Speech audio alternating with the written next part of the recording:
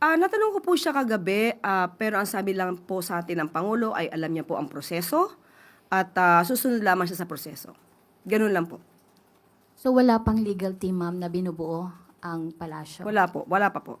Hindi pa po napag-uusapan yun. Okay. Ma'am, follow up lang. With the health rumors and impeachment talks combined, how do the palace reassure the public about stability?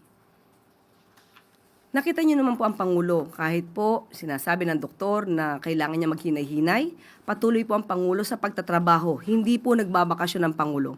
Kahit po kailangan niya mamahinga, nandun pa rin po, nagbabasa ng mga briefs na dapat niyang alamin para po siya ay updated.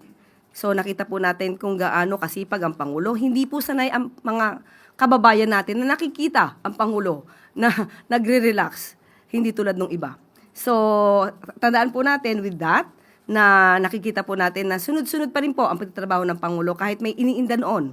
So, magtiwala lamang po ang taong bayan para mas maging maganda po ang impact nito sa ating ekonomiya.